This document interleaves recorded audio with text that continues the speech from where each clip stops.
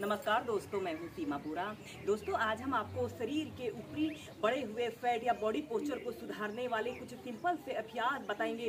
जो लोग बहुत अधिक मोटे होते हैं, थुलथुला सा जिनका शरीर होता है, उन लोगों को अक्सर नेक हम्प की शिकायत होती है। बाजू में लटकती सी चर्बी और चेस्ट और ब्रेस्ट के आसपास फैट बढ़ने की समस्या होती है, जिसके कारण उनका पूरा शरीर बेडौल सा दिखाई देता है।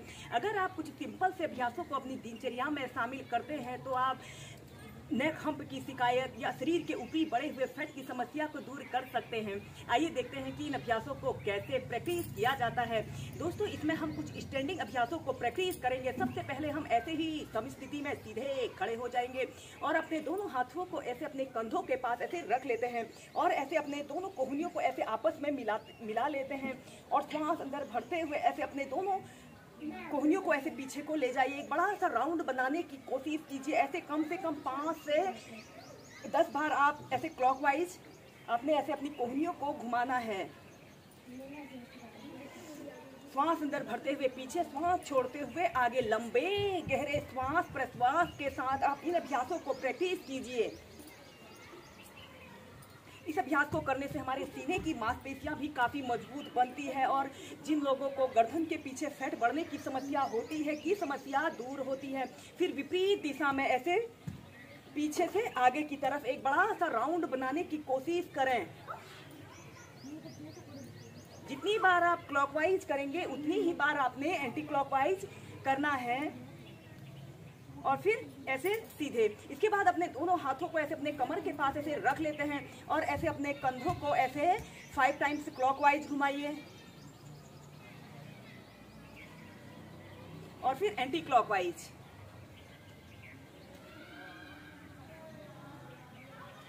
और फिर इसके बाद हम करेंगे कोणासना। अपने दोनों पैरों के बीच में ऐसे कम से कम 2 से 2.5 फीट का ऐसे स्पेस रख लेते हैं और अपने दोनों हाथों को कंधों के पार्श्व भागों में ऐसे फैला लेते हैं। राइट हथेली को ऐसे लेफ्ट पंजे के पास ऐसे रखें और ऊपर की तरफ देखिए। फिर सेंटर में आते हैं, फिर उसी साइड से ऐसे ही से कम 15 से 20 बार कीजिए। फिर तीव्रता से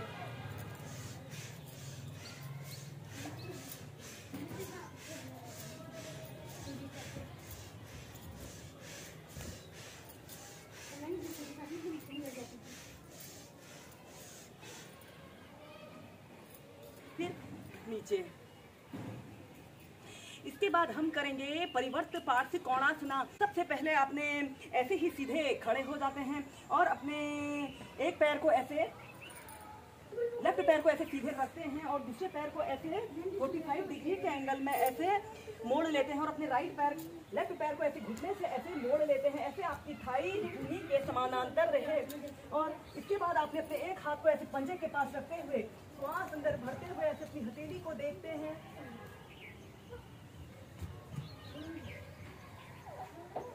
कम से कम 30 सेकंड तक ऐसे ही होल्ड करके रखें। ऐसे अपने ऊपरी शरीर को ऊपर की तरफ स्ट्रेच करें और फिर इसके बाद आपने ऐसे अपने हाथ को ऐसे अपने घुटने के पास रखते हुए ऐसे अपने दोनों हाथों को प्रणाम मुद्रा बना लेते हैं। कम से कम 30 सेकंड से लेकर 2 मिनट तक ऐसे ही होल्ड करके रखें। यह अभ्यास को करने से हमारी शरीर की फ्लेक्सिबिलिटी बढ़ती है। और फिर फिर दूसरी साइड से ऐसे अपने एक पैर को ऐसे 90 डिग्री के एंगल में और दूसरे पैर को 45 डिग्री के एंगल में ऐसे मोड़ रहे हैं और ऐसे अपने घुटने को ऐसे भूमि के समानांतर ऐसे घुटने से मोड़ लेते हैं। आपकी थाई भूमि के समानांतर रहे और अपने हाथ को ऐसे पंजे के पास रखते हुए ऐसे ऊपर की तरफ देखिए।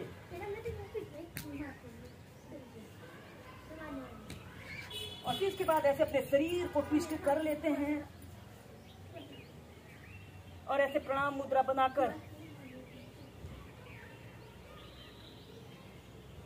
Normal breathing.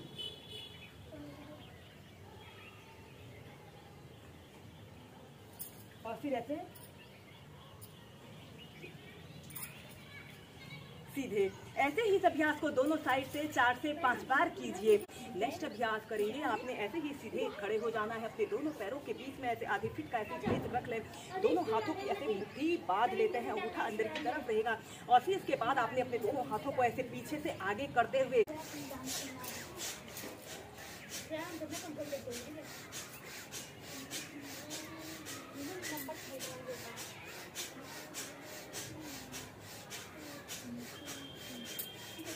अभ्यास को करने से हमारे कंधे, हमारी बाजू, हमारी पीठ, हमारी कमर की हर एक मांसपेशी पर बहुत अच्छा प्रभाव पड़ता है। और फिर इसके बाद विपरीत दिशा में ऐसे पीछे से आगे।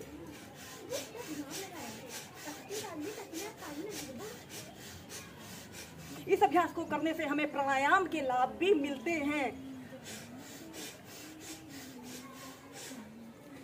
और फिर इसके बाद आपने ऐसे सीधे खड़े हो जाते हैं और अपने दोनों हाथों को ऐसे अपने सिर के पीछे से ऐसे कर लेते हैं। एक हाथ से दूसरे हाथ की कलाई को पकड़ लेना है, श्वास अंदर भरते हुए अपने एक हाथ से अपने दूसरे हाथ को खींचिए और आपकी कोहनी आपके सिर के बीच में रहे।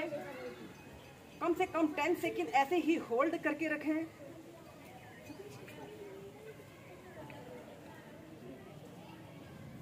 फिर सेंटर में आइए, फिर दूसरी साइड से श्वास अंदर भरते हुए एक हाथ से दूसरी हाथ की कलाई को ऐसे खींचते हैं। इस सेंटर में ऐसे ही दोनों साइड से 4 से 5 बार कीजिए। इसके बाद हम नेक्स्ट अभ्यास करेंगे। आपने अपने दोनों पैरों के बीच में ऐसे कम से कम 2 से 2.5 फीट का ऐसे स्पेस रख लेते हैं और अपनी दोनों हाथों को ऐसे इंटरलॉक करके ऐसे हथेलियां ऊपर की तरफ रहेंगी।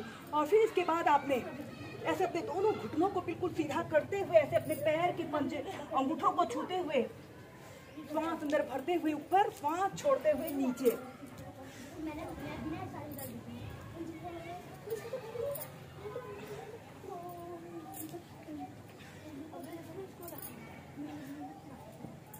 ऐसे ही कम से कम 10 बार करें। फिर एंटी क्लॉकवाइज करेंगे, फिर एंटी क्लॉकवाइज।